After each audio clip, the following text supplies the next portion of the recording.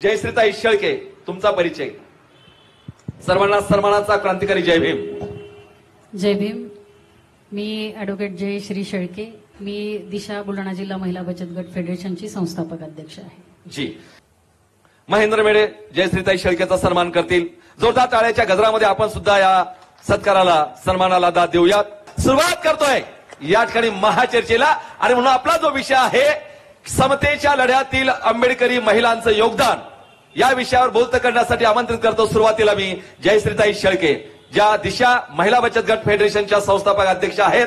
संपूर्ण महाराष्ट्रामध्ये अतिशय मोठं काम त्यांनी केलेलं आहे. जिजाऊ ब्रिगेडच्या माध्यमातून सुद्धा महिलांना परिवर्तनाकडे घेऊन जाण्याचं काम त्यांनी केलेलं आहे. मी विनंती करतो जयश्रीताई शेळकेंना आपण मांडणी करावी समतेच्या लढ्यातील आंबेडकरी महिलांचं योगदान. मी सगळ्यात पहिल्यांदा लॉर्ड बुद्धा टीव्ही चॅनलच्या मनापासून खूप खूप आभार या ठिकाणी धन्यवाद करते. डॉक्टर बाबासाहेब आंबेडकरांच्या जयंतीच्या पार्श्वभूमीवर आपण सगळ्यांनी जो काही हा विषय आज या ठिकाणी घेतला आहे चर्चेसाठी, अतिशय महत्वाचा विषय आहे आणि प्रामुख्याने या आजच्या काळामध्ये या विषयाची खूप अत्यंत गरज आहे. बिलकुल. आंबेडकरी महिलांचं योगदान हे फार मोठं आहे. महिलांच्या सक्षमीकरणामध्ये डॉक्टर बाबासाहेब आंबेडकरांनी जे योगदान दिलंय ते आपल्या सगळ्यांना सर्वश्रुत आहे. बिलकुल. आणि हे योगदान देत असताना सगळ्यात पहिल्यांदा मला आवर्जून उल्लेख केला पाहिजे की 1928 साली जर डॉक्टर बाबासाहेब आंबेडकरांनी मॅटर्निटी बेनिफिट बिल हे त्या ठिकाणी आणलं नसतं तर कदाचित आज जी बाळंतपणासाठीची प्रसूती रजा महिलांना मिळते, नोकरी करणाऱ्या महिलांना, ती कदाचित मिळाली नसती. मला असं वाटतं की जी काही मोजकी महामानव आहेत की ज्या महामानवांनी महिलांच्या नजरेतून चळवळ उभी केली किंवा महिलांच्या नजरेतून सामाजिक परिवर्तन केलं, त्यामध्ये प्रामुख्याने अग्रक्रमाने डॉक्टर बाबासाहेब आंबेडकरांचं नाव घ्यावं लागेल. कारण ते कायदे मंत्री असताना किंवा ते मजूर मंत्री कामगार मंत्री असतानाही त्यांनी जे काही कायदे बनवले ते प्रामुख्याने सगळे कायदे हे महिलांच्या साठीचे कायदे होते. आणि आज आम्ही सगळ्या महिला या कायद्यांचा आधार घेत त्याच्या लाभार्थी म्हणून आज या ठिकाणी जे काही आहोत. त्यामुळे निश्चितच डॉक्टर बाबासाहेब आंबेडकरांनी जर हे कायदे बनवले नसते, ही व्यवस्था निर्माण केली नसती आणि भारतीय संविधान जर हे अस्तित्वात आलं नसतं तर मला असं वाटतं की कदाचित आज आम्ही ज्या महिला या ठिकाणी बोलतो आहोत हे बोलण्याची किंवा माझ्या समोर बसलेल्या महिला भगिनींना ऐकण्याची सुद्धा संधी मिळाली नसती. हे एक मोठं योगदान डॉक्टर बाबासाहेब आंबेडकरांचं राहिलेलं आहे. मग हिंदू कोड बिल असेल, महिलांना घटस्फोटाचा अधिकार असेल, महिलांना पोटगीचा अधिकार असेल, त्याचबरोबर महिलांना equal pay for equal work म्हणजे समान कामासाठीचा समान मोबदला मिळवण्याचा अधिकार असेल, हे सगळे अधिकार जर कोणी दिले असतील तर ते डॉक्टर बाबासाहेब आंबेडकरांनी दिलेत. त्यामुळे अनंत उपकार बाबासाहेबांचे महिलांवर आहेत. आणि डॉक्टर बाबासाहेब आंबेडकरांनी जी चळवळ आणि जी एक समाज व्यवस्था सगळ्यांसमोर मांडली, जी सामाजिक, राजनैतिक, आर्थिक न्याय या तत्वावर आधारलेली होती आणि समता, स्वातंत्र्य, बंधुता यांचा पुरस्कार करणारी होती, ती व्यवस्था पुढे चालून महिलांसाठी पूरक ठरली आणि त्या व्यवस्थेमुळे महिला ह्या चळवळीमध्ये सहभागी होऊ शकल्या.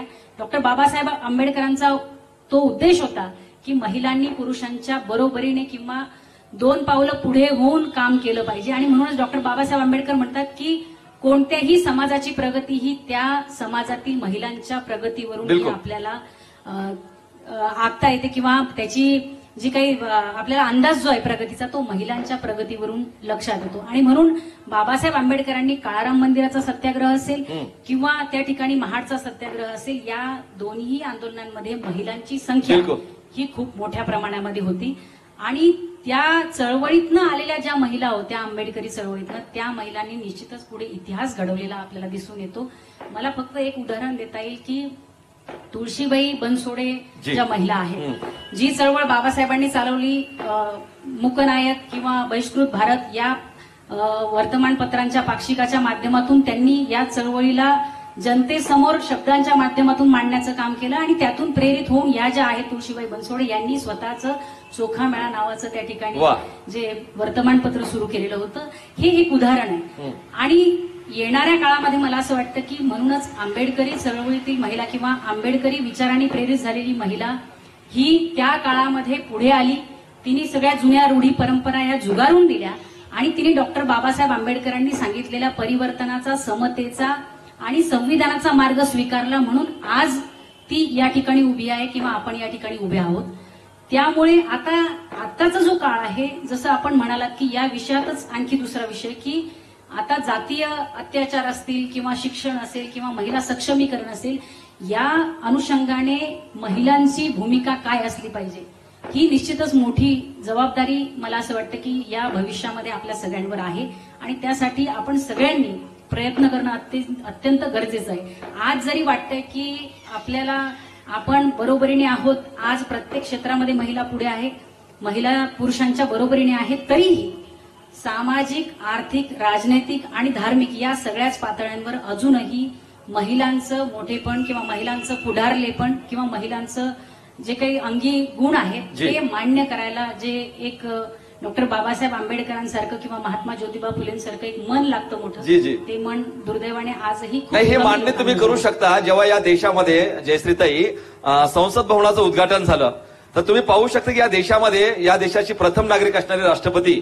द्रौपदीताई मुर्मू यांना नाही बोलवलं गेलं ना. हे मान्य करा, ही विषमता आहे ना.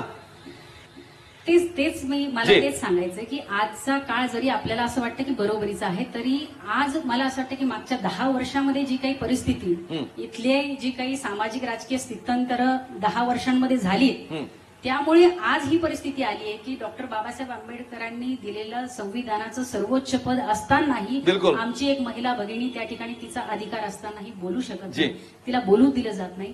आजही जातीयतेच्या नावाखाली, धार्मिकतेच्या नावाखाली जातीय आणि धार्मिक भावना अतिशय जास्त टोकाच्या करण्याचं काम आणि जातीय धार्मिक अस्मिता वाढवण्याचं काम हे मोठ्या प्रमाणात सुरू आहे.